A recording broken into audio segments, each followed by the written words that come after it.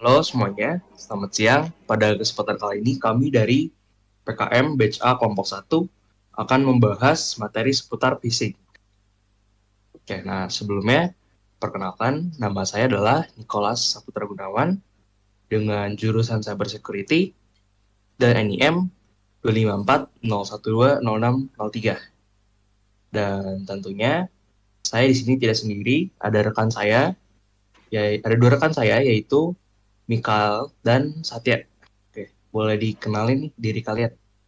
Baik, nama saya Mika Wiryamanta Wijaya dengan NIM 254011963. Lalu ada juga saya, nama saya Satya Kusuma dengan NIM 2540 124740. Oke, kita mulai masuk ke materi sekarang. Yang pertama, apa itu phishing? Oke, nah secara singkat, phishing merupakan salah satu bentuk tindakan kejahatan siber yang memiliki tujuan atau bertujuan untuk mengambil data sensitif seseorang atau korban. Nah, pengambilan data ini itu menggunakan teknik pengelabuan yang tentunya beragam. Nah, perlu diketahui juga ciri-ciri dari phishing itu ada lumayan banyak. Tapi pada kali ini saya akan menjelaskan beberapa saja. Yang pertama, pelaku biasanya terkesan sangat meminta informasi pribadi. Lalu adanya rasa urgensi yang diciptakan oleh si pelaku kepada korban. Selanjutnya, pelaku juga meyakinkan korban bahwa mereka ini telah disusupi. Tuh, itu rasa urgensinya. Lalu biasanya pelaku menggunakan email yang tidak valid atau palsu gitu. Ada pula biasanya link atau tautan yang diberikan oleh pelaku kepada korban yang biasanya ketika ditekan korban akan terbawa ke dalam situs yang sangat mirip dengan yang orisinal atau yang aslinya, akan tetapi memiliki domain yang berbeda dengan yang aslinya. Jadi mereka bikin sedemikian rupa sangat mirip. Pada aslinya itu bukan yang validnya begitu. Oke, boleh di next cell. Nah, dengan ragamnya teknik pengelabuan, ya maka dipastikan serangan phishing ini memiliki ragam jenisnya juga. Oke, sebenarnya jenis-jenis dari phishing itu ada lebih dari 3 jenis. Akan tetapi kami hanya memaparkan 3 jenis phishing yang paling sering ditemukan di kasus kejahatan siber yang terkini. Untuk jenis yang pertama, yaitu email phishing. Merupakan jenis serangan phishing yang dilakukan oleh pelaku melalui pesan email sebagai medianya untuk mengelabui korban tentunya. Nah, jadi kronologinya kurang lebih pelaku akan berpura-pura menjadi orang penting dan mengirim email kepada korban yang mengharuskan korban untuk mengisi kredensial pribadinya dalam link tersebut agar mendapatkan suatu hadiah besar. Biasanya paling sering itu berupa uang. Jangan dapat 1 juta rupiah misal, atau bisa dapat handphone, rumah gitu. Yang dimana sebenarnya itu semua adalah penipuan aja. Nah, untuk jenis yang kedua yaitu web phishing, motifnya juga serupa dengan email phishing, yang dimana korban akan diiming-imingi mendapatkan hadiah tertentu.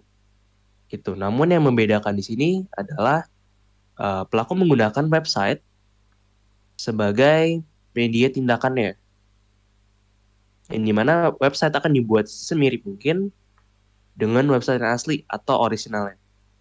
Sehingga teruntuk target yang memiliki pemahaman atau ilmu yang kurang akan apa itu phishing atau keamanan suatu website, ya pastinya akan jatuh gitu ke dalam tipuan si pelaku.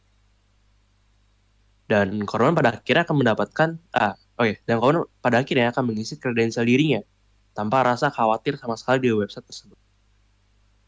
Nah, untuk jenis yang terakhir yaitu phishing, pelaku menggunakan telepon seluler sebagai media serangannya.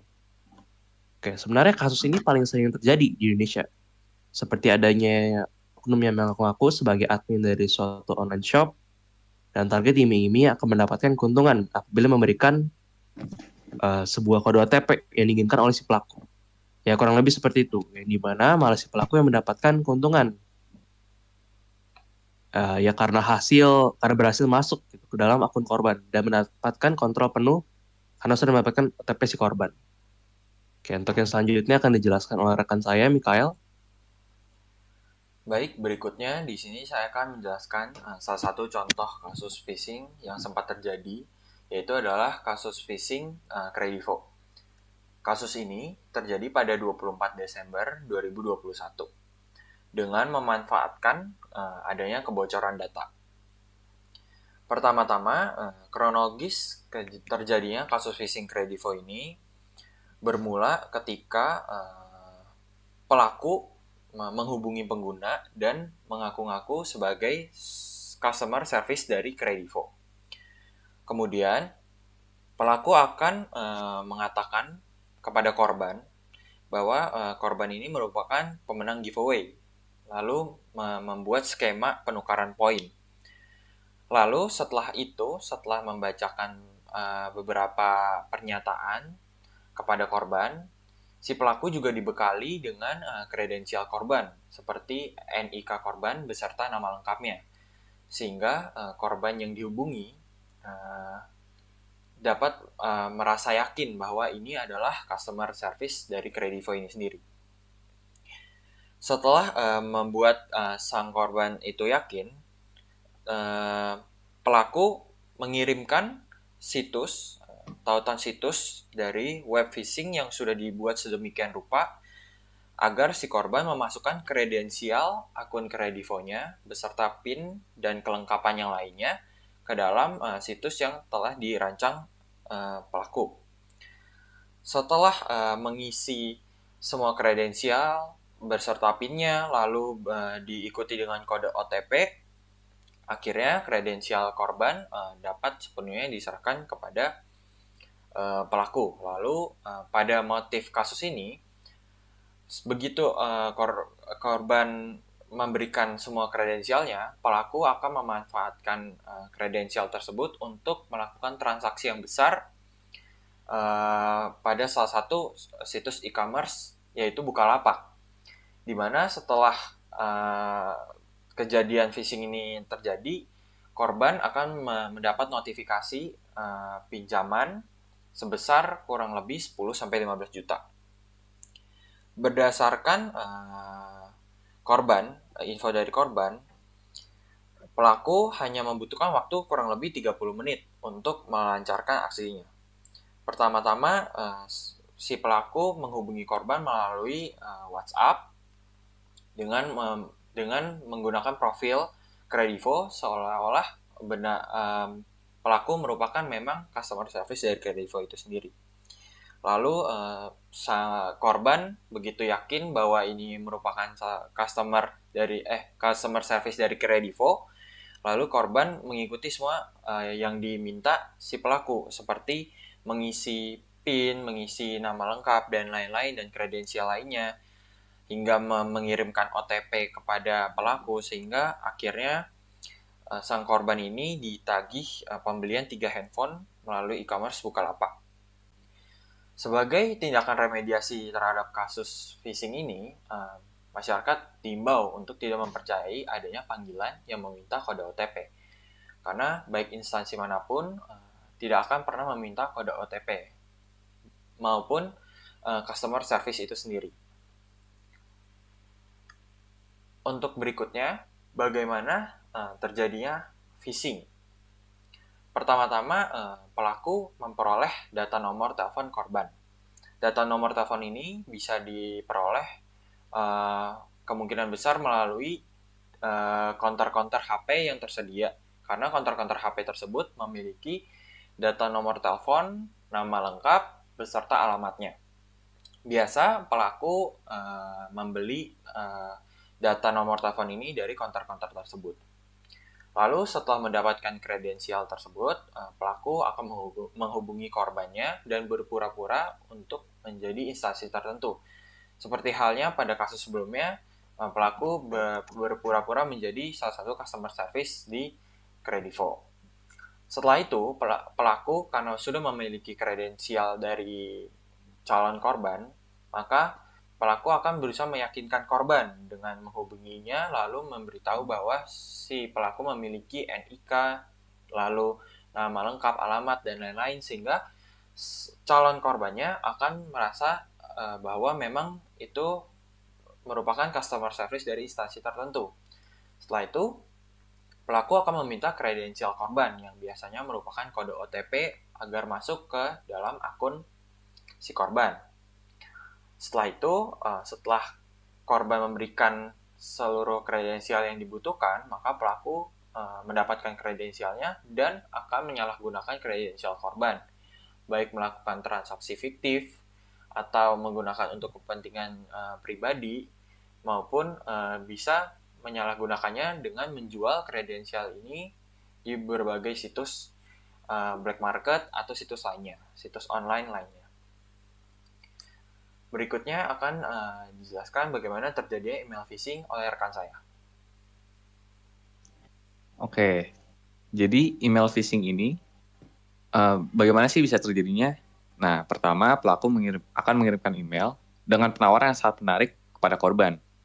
Nah, tentunya email yang dikirimkan bukan dari official perusahaan yang sebenarnya, melainkan ini adalah email palsu. Nah, kemudian jika korban sudah terhasut atau terbujuk oleh omongan atau ajakan yang diberikan dari pelaku, korban akan memberikan data pribadinya melalui link yang telah dikirimkan berikut dengan emailnya oleh pelaku. Nah, kemudian karena korban mungkin merasa nyaman dengan ini, korban akan membuka link tersebut dan link tersebut akan membawa korban ke dalam situs palsu yang sudah disiapkan oleh pelaku. Dan biasanya korban akan diminta untuk login menggunakan username dan password yang telah didaftarkan di website atau situs yang sebenarnya. Nah, kemudian setelah korban memberikan data loginnya, username dan password tersebut akan masuk ke dalam data pelaku. Dan pelaku dapat mengakses data-data pribadi atau data-data penting milik korban. Nah, contoh data-data yang berkaitan dengan akun bank, KTP, kartu keluarga, atau data-data pribadi yang sensitif lainnya. Itu bisa didapatkan oleh pelaku. Adapun juga data-data pribadi tersebut bisa dijual kepada oknum-oknum yang tidak bertanggung jawab atau diekspos oleh pelakunya ke media sosial atau ke tempat-tempat yang bisa dijangkau oleh masyarakat sekitar. Oke, bisa lanjut. Nah, selanjutnya ada tips menghindari phishing. Nah, ini ada 4 tips untuk mencegah tindakan phishing. Di sini yang pertama tentunya edukasi. Edukasi lebih lanjut tentang phishing bisa membuat kita tahu apa itu phishing, bagaimana cara kerjanya, bagaimana cara pembuatan phishingnya sendiri, sehingga kita bisa terhindari dari segala jenis phishing. Ya, tentu ciri-cirinya juga bisa kita ketahui. Kemudian ada pencegahan terhadap email, seperti melakukan penyaringan-penyaringan terhadap email yang masuk, apakah itu mencurigakan atau tidak. Kalau mencurigakan, bisa langsung didiamkan atau dibuang saja. Kalau menurut para pengguna tidak mencurigakan, mungkin bisa langsung dibaca. Kemudian yang ketiga ada untuk memasang software anti-phishing. Nah, di sini software anti-phishing itu banyak banget. Bisa langsung di search di Google atau di manapun itu ya. Dan terakhir adalah penggunaan two-factor authentication atau TFA, atau nama lainnya bisa dibilang juga one-time password OTP. Nah, ini berguna kalau ada oknum yang pengen masuk ke dalam email kita. Nah, ini udah pasti email itu bakal ngirim kita ke kode OTP gitu buat sebuah password sederhana yang bisa masuk ke dalam email itu. Nah, dari sini kita bisa tahu aktivitas loginnya dari mana, atau mungkin kita sedang ditipu.